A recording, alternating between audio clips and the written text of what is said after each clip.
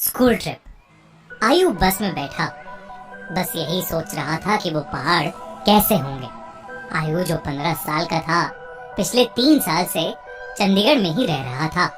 फिर भी वो कभी हिमाचल की हसीन वादियों में नहीं गया था।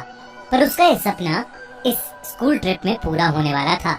ढेर सारे लंच बॉक्सेस से खाना खाते हुए और अंताक्षरी खेलते हुए पूरा दिन बीत गया था। वो शिमला पहुंचने ही वाले थे कि पता नहीं कैसे उनकी बस जो कुछ मिनट पहले एकदम ठीक चल रही थी, उसमें से धुआं निकलने लगा। रात बहुत हो चुकी थी और बच्चे साथ में थे, तो सब टीचर्स ने मिलकर फैसला लिया कि वो पास में ही एक होटल के अंदर रुक जाएंगे और सुबह मैकेनिक को बुलाकर बस ठीक करवा कर शिमला के लिए वहां से निकल जाएंगे। वो लोग पास के एक होटल तक पहुंचे। वो होटल दोनों तरफ से बड़े बड़े पेड़ और पहाड़ों से घिरा हुआ था। सब टीचर्स ने बच्चों को होटल में अलग अलग कमरों में बांट दिया और डिनर के बाद सब सोने चले गए। आयु को अपने 2 दोस्तों अमन और रोहन के साथ कमरा मिला था और वो बहुत खुश था क्योंकि वो दोनों उसके काफी अच्छे फ्रेंड्स थे। आयु, अमन और रोहन जब कमरे में गए तो कमरे की खिड़की से उन्हें जंगल के बीचों बीच एक झील दिखाई दी।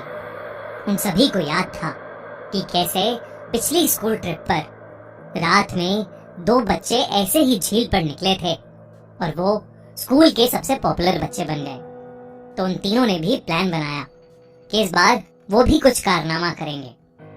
उन्होंने सोचा कि वो होटल से छुपके से निकल जाएंगे और उस झील पर जाकर फोटो खींचकर वापस आ जाएंगे। जैसे ही होटल का गार्ड सो गया, वो तीनों निकल गए। झील दिखने में तो होटल से ज्यादा दूर नहीं लग रही थी, पर वो तीनों करीब आधा 1 घंटा झील की तरफ चले जा रहे थे और जंगल का रास्ता था कि खत्म ही नहीं हो रहा था। ठंड बहुत ज्यादा बढ़ चुकी थी और उस सुनसान जंगल में उन तीनों की ठंड के मारे हालत खराब हो रही थी। उन्होंने अपना फोन चेक किया तो उसमें सिग्नल नहीं था। तब उन्हें लगा कि उन्हें झील का प्लान कैंसिल करके वापस होटल चले जाना चाहिए। अपने फोन की फ्लैशलाइट के सहारे वो वापस होटल का रास्ता ढूंढने लगे। रास्ता ढूंढते ढूंढते अमन और आयु, जो रोहन के थोड़ा आगे चल रहे थे, जब पीछे मुड़े तो उन्होंने देखा कि रोहन वहां था ही नहीं। तभी उन्हें अपने पास में से किसी के भागने की आवाज आई।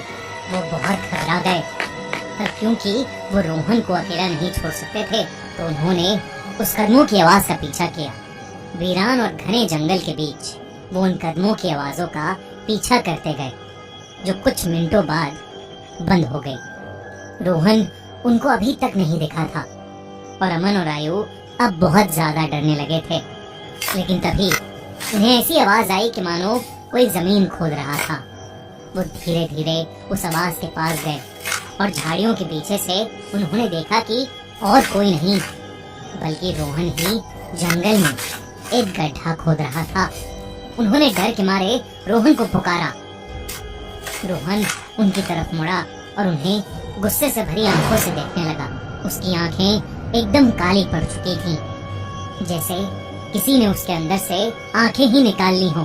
अमन रोहन के पास गया और उसने रोहन के कंधे पर हाथ रख के उससे पूछा कि उसे क्या हुआ है।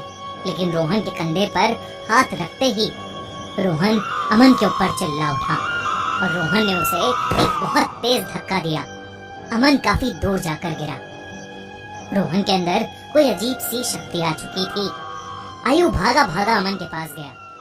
रोहन अब आयु की तरफ आगे बढ़ने लगा, पर जैसे ही वो आयु के पास आया, रोहन को अजीब से दौरे पड़ने लगे और वो बेहोश हो गया। आयु उसको होश में लाने की कोशिश करने लगा और जैसे ही रोहन होश में आया, उसने अमन की तरफ देखा और जोर जोर से चिल्लाते हुए कहने लगा, वो अमन के अंदर है।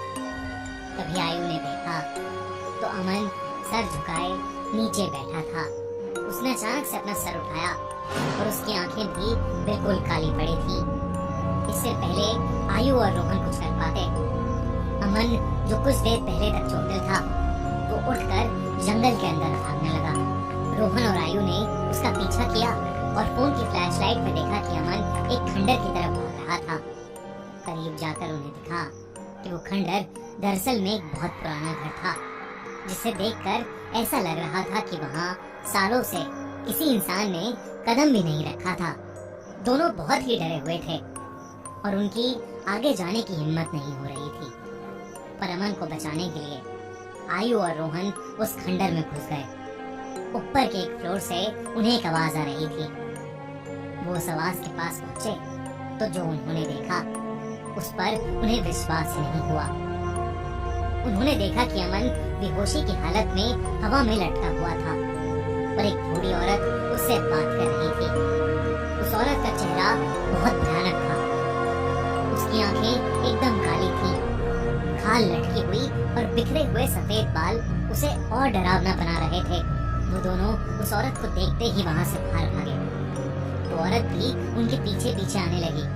आयु और रोहन जल्दी से सीढ़ियों से नीचे उतरे और उस खंडर के घर के दरवाजे तक पहुंचे। उन्होंने जब मुड़कर एक बार पीछे देखा तो वो बूढ़ी औरत किसी कीड़े की तरह रेंगती हुई सीढ़ियों से उतर रही थी और उनके पास ही आ रही थी। वो किसी तरह वहां से निकलकर जंगल की ओर भागे और भागते चले गए। भागते भागते उन्हें पता नहीं चला कि कब वो उस झील के पास आ गए थे, जिस झील की तलाश में वो होटल के बाहर निकले थे।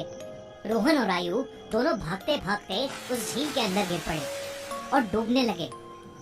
उन्हें ऐसा लग रहा था कि जैसे कोई उन्हें अंदर खींच रहा हो। आयु किसी तरह झील से बाहर आ गया, पर उसकी आंखों के सामने रोहन झील में डूब गया और वो कुछ भी नहीं कर सका। आयु ये सब देखकर इतना घबरा गया कि उसे चक्कर आने लगे और वो वहीं बेहोश होकर गिर पड़ा। आयु की जब सुबह आंख खुली तो वो उसी होटल के कमरे में था। वो भागकर बाहर गया।